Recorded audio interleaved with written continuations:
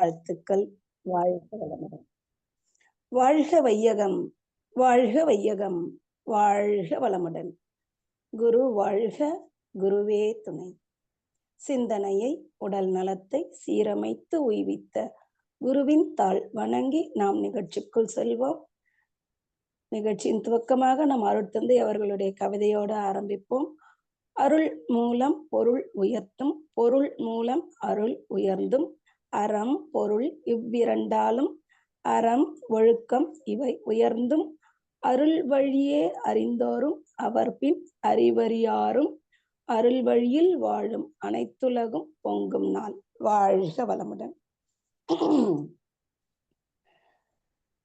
நம் ஆசான் அருட்தந்தை அவர்கள் நம்மோடு சூக்குமமாக இருந்து நம்மை வழிநடத்துவாராக. வாழ்க வளமுடன். ஸ்கை நார்வே மன்ற அனைத்து பொறுப்பாளர்களுக்கும் மிகச் சிறப்பாக தவத்தினை வழிநடத்தி கொடுத்த பேராசிரியர் புவனா அம்மா அவர்களையும் நிகழ்ச்சியில் இணைந்துள்ள அனைத்து அன்பர்களையும் வணங்கியும் வாழ்த்தியும் சிந்தனைக்குள் செல்வோம்.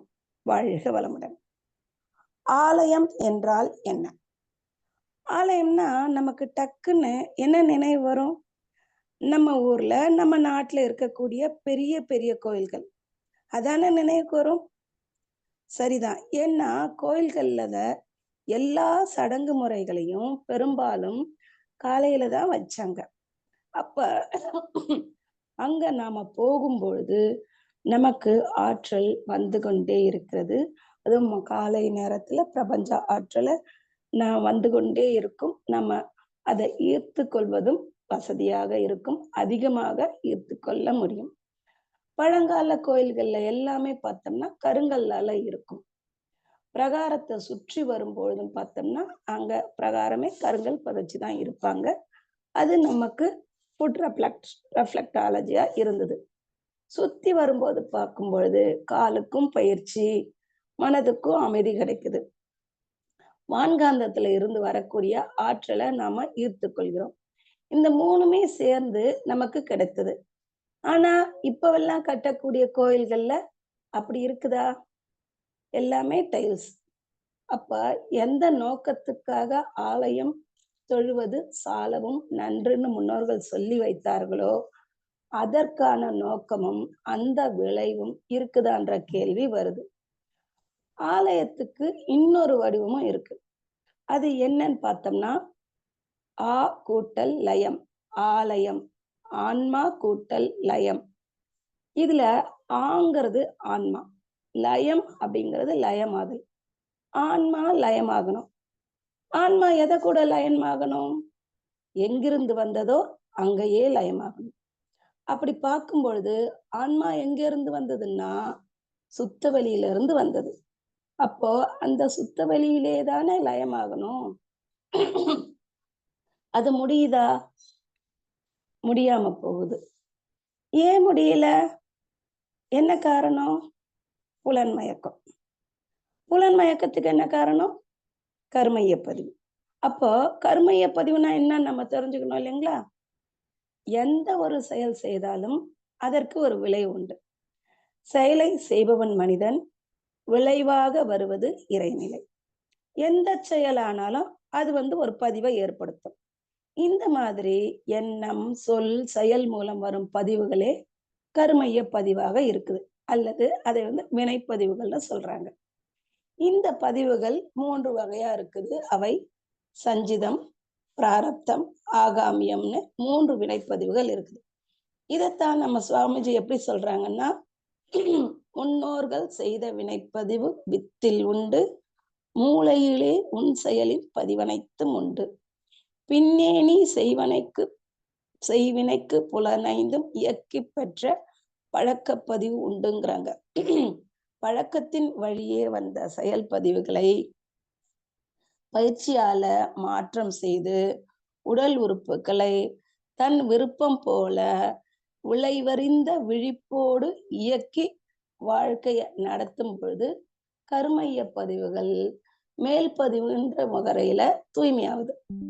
கர்மைய பதிவுகளின் தன்மைக்கு ஏற்பதான் ஒருவரோட அறிவாட்சி தரம் அமையும். சரி, கருமையம்னு சொல்லிக்கிட்டே இருக்கோம் இல்லைங்களா? கருமையம்னா என்ன? கருமையம் என்னன்னு பார்த்தோம்னா உடல்ல ஜீவகாந்தம் எப்பவும் விரைவா சுத்திக்கிட்டே இருக்குது. அதனால அந்த அலை அழுத்தத்தால பருவுடலோட மையத்துல திணிவு பெற்ற மையம் ஏற்படுது. இதுதான் கருமையமாகுது. அந்த கருமையத்தை தான் ஆன்மான்னு சொல்றாங்க. அப்போ இந்த ஆலயம், இந்த ஆன்மா லயமாகணும்னா எங்க லயமாகணும்? கருமையத்துல தானே லயமாகணும். இதுல கருங்கிற வார்த்தைக்கு என்ன அர்த்தம்னா இறைநிலைன்னு அர்த்தம். அப்போ ஆலயம்னா ஆன்மா கூட்டல் லயம். அப்போ ஆன்மான்னா அது எது? கரு. அப்போ இறை. கருவுக்கு இன்னொரு அர்த்தம் இறை. அப்போ இறை லயம்னு ஆகுது இல்லைங்களா? அப்போ பார்க்கும் பொழுது இறைவனோட லயமாகும். இந்த கருமையம் இருக்கே, அது பிரபஞ்ச பொருள் எல்லாத்துக்கூடவும் மறைபொருளாக தொடர்பு கொண்டே இருக்குது. ஆக இந்த ஆன்மாவானது எது தன்னோட மூலமோ அதனோட தான் லயமாகணும். மூலம் எதுவும் பார்க்கும்போது இறைநிலையா இருக்குது. இறைநிலையோட லயிக்கிறத தடுப்பது எதுன்னு பார்த்தோம்னா நம்மோட மும்மலங்கள். அதாவது ஆணவம், கன்மம், மாயை. இதைத்தான் சுவாமிஜி எப்படி சொல்றாங்க? இறைநிலை கூட்டல் ஆணவம், கன்மம், மாயை ஈக்குவல் டு மனிதன். மனிதன் மைனஸ் ஆணவம், கன்மம், மாயை ஈக்குவல் டு இறைநிலைன்னு சொல்றாங்க. அப்ப இந்த களங்கங்களை தவிர்க்க ஒரு சில பயிற்சி முறைகள் அவசியமாகுது. இந்த பயிற்சி முறைகளை கற்றுக் கொடுக்க ஒரு குரு தேவைப்படுறாங்க. நிறைவடைந்த குரு மூலம் நேர்முகமாய் குண்டலினி யோகம் கற்று நித்ததவம் ஆழ்ந்து ஆற்றி உண்மை உணரப் பெற்றால் முனைப்பு போகும்னு சொல்றாங்க நம்ம அருட்தந்தை. அவங்களுக்கு அந்த மாதிரி ஒரு குரு கிடைச்சாங்க. அவங்களும் அந்த மாதிரி நித்தம் தவம் ஆழ்ந்து ஆற்றி உணர்வு பெற்று முழுமை அடைந்தாங்க இல்லைங்களா? அவங்க முழுமை அடைந்தது மட்டும் இல்லாம நமக்கும் அந்த மாதிரி முழுமை அடைவதற்கு என்ன வழின்றத நமக்கு கற்றுக் கொடுக்குறாங்க. நமக்கும் ஒரு சிறப்பான நிறைவான குருவாக இருந்து நம்மளை வழி நடத்துறாங்க. நம்ம சுவாமிஜி இருக்காங்க இல்லையா? அவங்க எப்படி வாழ்ந்தாங்க? தன்னிலை உணர்ந்து அந்நிலையில் நிலைத்து வாழ்ந்தவர்கள் நம்முடைய குருபிரானவர்கள். நம்மோட அருட்தந்தை என்ன சொல்றாங்கன்னா, 6ஆம் நிலை அறிவு இருக்கு இல்லையா? அது இயற்கையோட முழு தன்மையால மனிதர்கிட்ட எழுச்சி பெற்றிருக்குது. அந்த அறிவு தான் வளர்ச்சி பெற்று இயற்கையோட முழுமை நிலையை உணர்ந்து அமைதி பெறுவதற்கு வேகம் கொள்ளுது. அந்த வேகத்தை தன்முனைப்புங்கிற ஆணவம் தடை செய்யுது. அதனால அந்த அறிவு என்ன ஆகுதுன்னா 2 ஆசையாக பிரியுதுன்றாங்க. அது என்னன்னு பார்த்தோம்னா என்ன ஆசைன்னா, 1 அதிகார ஆசை, 2வது பொருள் ஆசை. இந்த அதிகார ஆசையும் பொருள் ஆசையும் தான் என்ன பண்ணுதுன்னா 6 தீய குணங்களாக வடிவமெடுக்குதுன்னு சொல்றாங்க நம்ம அருட்தந்தை. அருட்தந்தை அவர்கள் அதை ஒரு கவிதையிலே நமக்கு கொடுத்துட்டாங்க. அந்த கவிதை பார்த்தோம்னா, தான் எனும் செல்வாக்கு பற்றும் மற்றும் தனது எனும் பொருள் பற்றும் தன்முனைப்பாம். இப்போ தான் தனதுங்கிறது தன்முனைப்பு. ஊன் உருவில் உணர்ச்சிகளாய் அருகுணங்கள் உருவாகி எழும் செயல்கள் துன்பம் நல்கும். நமக்கு தெரியும் அந்த 6 தீய குணங்களால என்ன கிடைக்கும்? துன்பம் தான் கிடைக்குது. ஆன்மாவால் இச்செயல்கள் பதிவு பெற்றால் அவையேதான் பழிச்செயல் பதிவு ஆகும். அப்போ நம்மோட கருமையத்துல இதெல்லாம் பதிவாகும் பொழுது அது பழிச்செயல் பதிவு ஆகுது. அதுதான் நம்ம ஆணவம்னு சொல்றோம். நான் யார் என்று அறியாத மயக்கத்தோடு நலமறியா புலன்மயக்கம் மாயை ஆகும். இப்ப பாருங்க, நமக்கு என்ன சொல்லிடுறாங்க? ஆணவம், கன்மம், மாயை. அதை விளக்கிடுறாங்க இல்லையா? அப்போ மருள் என்றால் மோகம், இருள் என்றால் அறியாமை. இங்க இருள் மருளை உண்டு பண்ணுது. அப்போ அறியாமையால வாழ்க்கை எதுன்னு தெரியாம போகுது. அப்பனா அமைதி அடைய விடாம அந்த இருள் நம்ம தடுக்குது. அப்போ ஆணவம், கன்மம், மாயைய சுவாமிஜி தமிழ்ல எப்படி சொல்றாங்கன்னா, பழிச்செயல் பதிவு, மயக்கம் அப்படின்னு சொல்றாங்க. எது அப்ப ஆணவம் அப்படின்னு பார்த்தோம்னா, தன்முனைப்பு தான் அவங்க ஆணவம் சொல்றாங்க. அப்ப அறிவு விரிவடையாத நிலையில, அறிவு குறுகிய நிலையில மனம் என்ன ஆகுதுன்னா, உணர்ச்சி வயப்பட்டு, உடல் அளவுல எல்லை கட்டிக்கொண்டு, மற்றவர்களோட தன்னை ஒப்பிட்டு தன்னை உயர்வாக அல்லது தாழ்வாக கருதி சமுதாயத்துல இருந்து வேறுபடுத்திட்டாங்க. அதுதான் என்ன சொல்றாங்க அப்படின்னா, க அம் அது அதனால என்ன ஏற்படுதுன்னா, பழிச்செயல் பதிவு ஏற்படுது.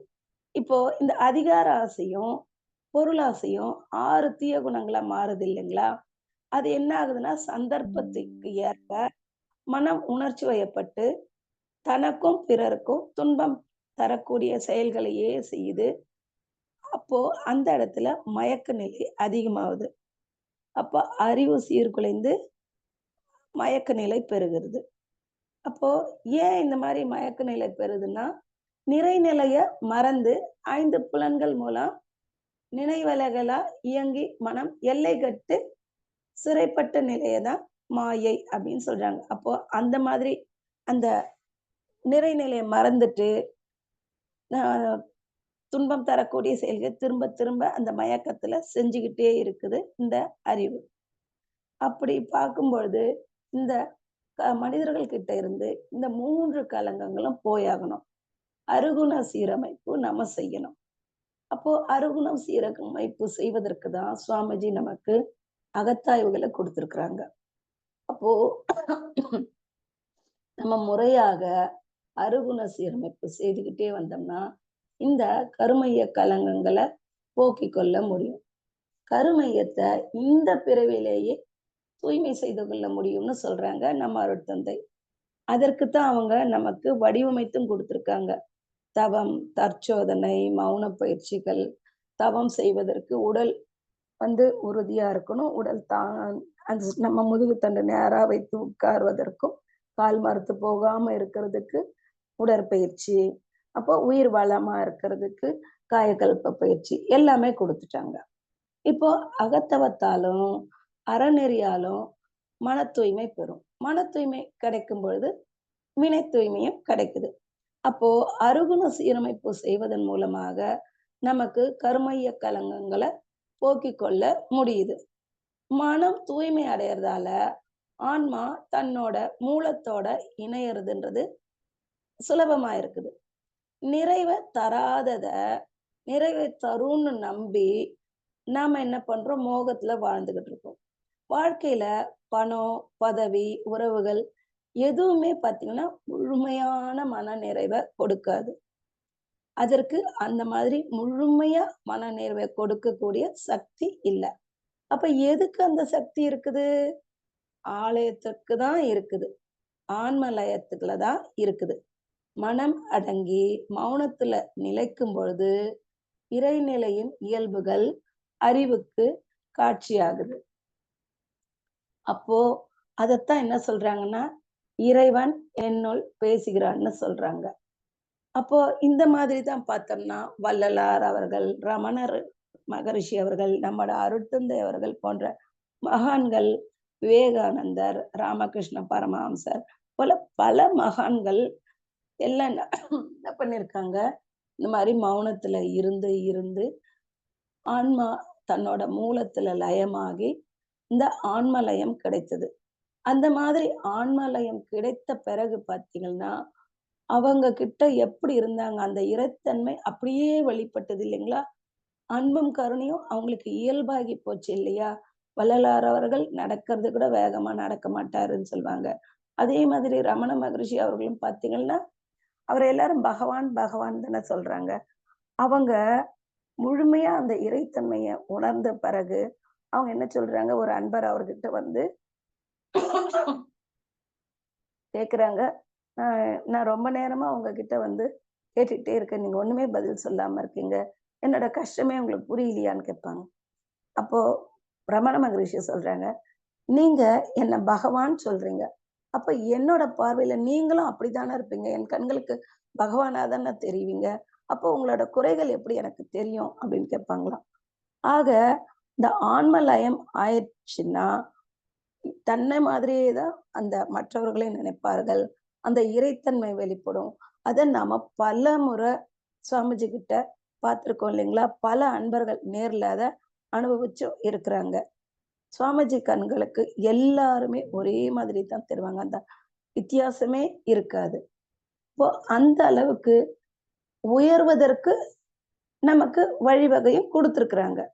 ஆனா, பெரும்பாலான நேரங்கள்ல நம்ம உணர்ச்சி வசப்பட்ட நிலையில இருக்கிறோம். அப்படி உணர்ச்சி வசப்பட்ட நிலையில மனிதர்கள் வாழும்பொழுது, என்னத்தான் விளக்கம் கிடைத்தாலும் தடுமாறுறாங்க மனிதர்கள். அப்போ உணர்ச்சி வசப்பட்ட நிலையில இருந்து உணர்வு நிலைக்கு வருவதற்கு தான் தவம் உதவி செய்யுது. அப்போ இது ஒரு இந்த தவத்தோட மேன்மைய பத்தி ஒரு சின்ன ஒரு கதை மூலமா பார்ப்போம் நம்ம.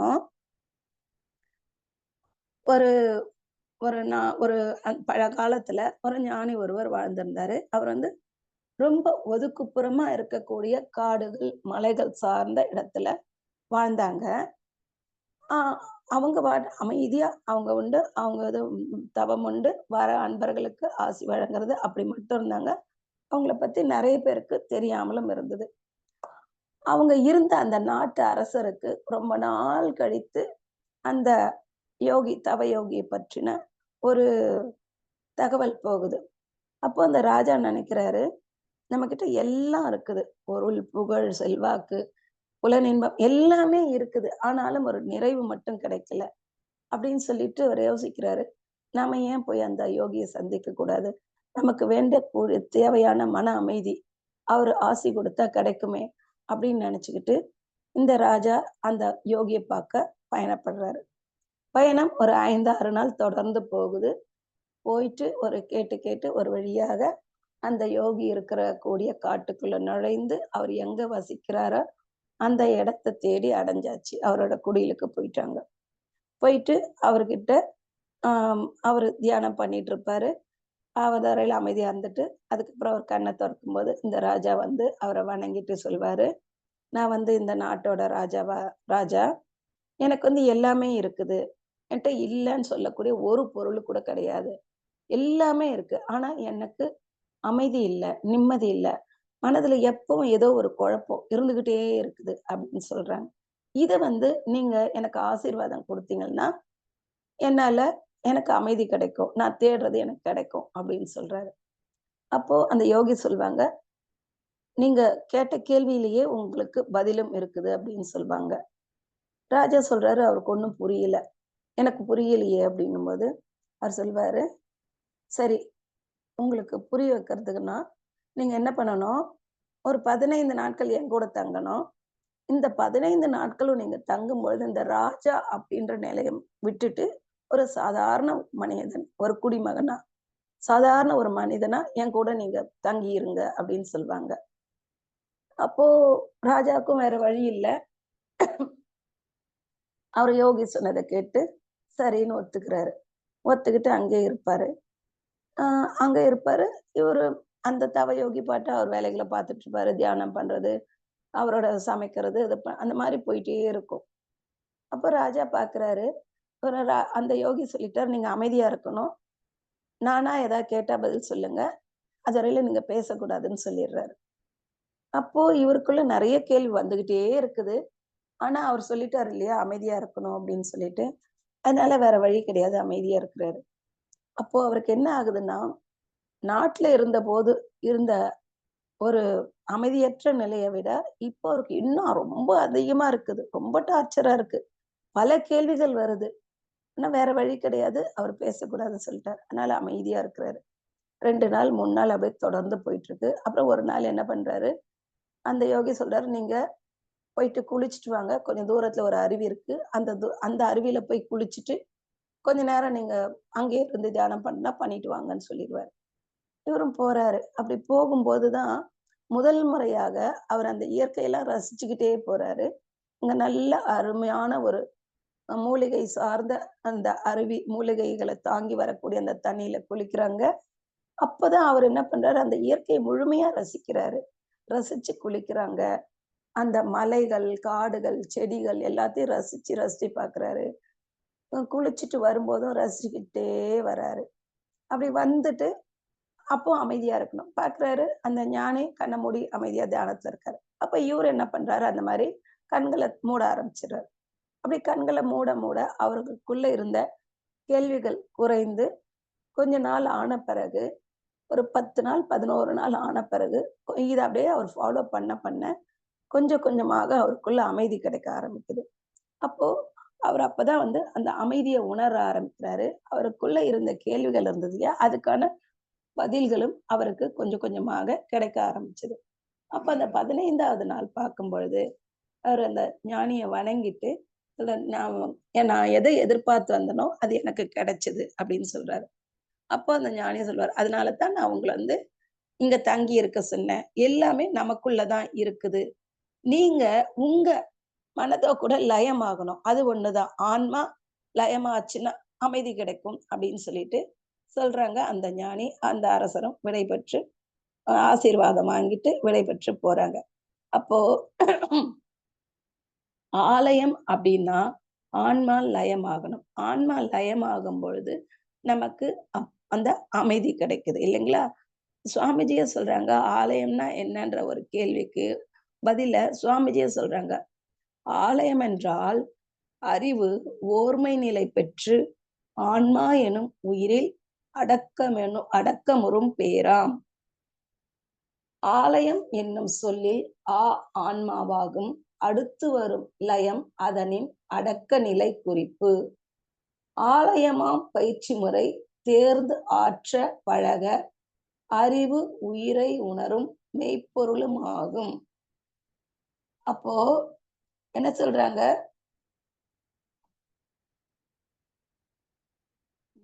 ஆம், மெய்ப்பொருளும் ஆகும். ஆலயத்தால் மனிதன் அறவழி கண்டு வாழ்வான். அதற்கு அறிவின் தரமொக்க இரு வழிகள் உண்டுன்னு சொல்றாங்க. அப்படின்னா, ஆலயம் என்றால் அறிவு ஓர்மை நிலை பெற்று, ஆன்மா எனும் உயிரில் அடக்கமுறும் பேராம் அப்படின்னு சொல்றாங்க. ஆக, தவம் செய்து ஆன்மாங்கிற உயிரிலே ஒடுங்கணும். தவம் ஆழ்ந்து செய்ய செய்ய இது வந்து கொஞ்சம் கொஞ்சமாக கைகூடும். அப்போ அறிவோடு ஒன்றும் பொழுது மெய்ப்பொருளை உணர ஆரம்பிக்கும். ஆலயம் எனும் சொல்லில் ஆன்மாவாகும். அடுத்து வரும் லயம் அதனின் அடக்க நிலை குறிப்பு. அப்ப ஆன்மா வேற, உயிர் வேறவான்னா, உயிரின் தொகுப்பு தான் ஆன்மாவாக இருக்குது. ஆலயமாம் பயிற்சி முறை தேர்ந்து ஆற்ற பழக அறிவு உயிரை உணரும் மெய்ப்பொருளும் ஆகும்னு சொல்றாங்க. அப்ப என்னவாகும்னா, ஆழ்ந்து தொடர்ந்து தவம் செய்யும் பொழுது, எல்லாம் வல்ல இறைநிலையே, சுத்த வெளியே விண்ணாக உள்ளது. அதுவே உயிராகவும் வந்துள்ளது. அப்படின்ற தெளிவு நமக்கு கிடைக்குது. அப்ப எது மெய்ப்பொருள் அப்படின்ற உண்மையும் நம்மால உணர முடியுது. எது மெய்ப்பொருளா இருக்குதுன்னா, அந்த அறிவு நம்மோட சிற்றறிவு பேரறிவோடு ஒன்றும் பொழுது மெய்ப்பொருளை உணர்ந்து கொள்ள ஆரம்பிக்குது. அப்போ இ அந்த மெய்ப்பொருளாக மாறியும் போகுன்றாங்க. ஆலயத்தால் மனிதன் அறவழி கண்டு வாழ்வான். அதற்கு அறிவின் தரமொக்க இரு வழிகள் உண்டுன்னு சொல்றாங்க. அப்ப அது என்ன இரு வழிகள்? அதையும் நம்ம பார்க்க போறோம். அப்போ இதே கருத்த வந்து ஐயன் திருவள்ளுவர் அவர்களும் வலியுறுத்துறாங்க. பொருள் அல்லாதவற்றை பொருள் என்று உணரும் மருளானாம் மானா பிறப்புன்னு சொல்றாங்க. அப்ப எது உண்மை பொருள்? சுவாமிஜி சொல்வாங்க இல்லைங்களா? எல்லாமே நிகழ்ச்சி தான். அப்ப எது உண்மை பொருள் அப்படின்னா, அந்த மெய்ப்பொருள் ஒண்ணுதான். ஆனா மக்கள் என்ன பண்றாங்க? பொருள் அல்லாதவற்றை பொருள் என்று உணரும் மருளான மானா பிறப்பு. அப்படி அப்ப மயக்கத்துல நம்ம வாழ்ந்துட்டு இருக்கோம்ன்னு சொல்றாங்க. அதே மாரி இன்னொரு குறள் என்ன சொல்றாங்கன்னா, எப்பொருள் எத்தன்மை தாயினும் அப்பொருள் மெய்ப்பொருள் காண்பது அறிவுன்னு சொல்றாங்க. அப்போ எது உண்மையான பொருளோ அதை அறிந்து கொள்வதுதான் அறிவு. அதுதான் நுண்மான் நுழைபுலன் அறிவாகவும் இருக்குது. அப்படின்னா ஆலய ஆ அற அறிவின் தரமொக்க இரு வழிகள் உண்டுன்னு சொல்றாரு இல்லையா? ஆலயத்தால் மனிதன் அறவழி கண்டு வாழ்வான். அதற்கு அறிவின் தரமொக்க இரு வழிகள் உண்டுன்னு சொல்றாங்க இல்லைங்களா சுவாமிஜி? அப்ப எது அந்த இரு வழிகள் பார்க்க போனோம்னா, தவமுறையும், அறநெறியும். இந்த இரு வழிகள் தான் நமக்கு நம்மோட ஆன்மாவை லயமாக்குவதற்கு உதவும்னு தெளிவா சொல்றாங்க நம்ம அருட்தந்தை அவர்கள். ஆலய அகத்தவத்தால் ஆலயமாம் சிறந்த வழிபாடு, ஆராய்ச்சி அறிவுடையோர்க்கு ஏற்ற உயிர் பேறு. அகத்தவத்தால் தனையறிந்து பழிச்சுமைகள் போக்கி அறநெறியில் பிழறாது ஆற்றி வாழலாகும்னு சொல்றாங்க. அப்ப தவம் செய்து வினைப்பதுவிகளை தூய்மை செய்ய செய்ய மனம் சுமை குறைந்து லேசாகுது, விரிவடையுது. அறநெறி வாழ்க்கையும் தானாகவே கைகூடுது. அகத்தவம் செய்யும் பொழுது அறிவு உயிரை உணர்வது, இதுவே துரிய நிலையாகுது. அதையும் கடந்துவிட துரியாதீதம். இதெல்லாம் கைகூடும்போது அறநெறி வாழ்க்கையும் இயல்பாகுது. ஆக இறை உணர்வும் அறநெறியும் வந்துருச்சுன்னா ஆலயம்னா என்னங்கிற கேள்விக்கு விடையும் கிடைக்குது. லயமாகிறது. ஆன்மா தன்னோட மூலத்தோட லயமாகுது. இறைத்தன்மைகளான அன்பும் கருணையும் இயல்பாகுது. இதையெல்லாம் நம்ம அருட்தந்தை அவர்கள் சொன்னதோடு மட்டுமல்லாது வாழ்ந்தும் காட்டியிருக்கிறாங்க. நமக்கும் அந்த நிலை கிடைக்கும்னு சொல்றாங்க. அவங்க சொன்ன வழியில தொடர்ந்து நம்ம பயணித்து ஆலயத்துக்குள் செல்ல முடியும். செல்வோம் என்று கூறிக்கொண்டு எனது சிந்தனையை நிறைவு செய்து கொள்கிறேன். வாய்ப்பளித்த அனைத்து நல் உள்ளங்களுக்கும் நன்றிகள். இணைந்திருக்கும் அனைத்து நல் உள்ளங்களுக்கும் நன்றிகள். வாழ்க வளமுடன், வாழ்க வளமுடன், வாழ்க வளமுடன்.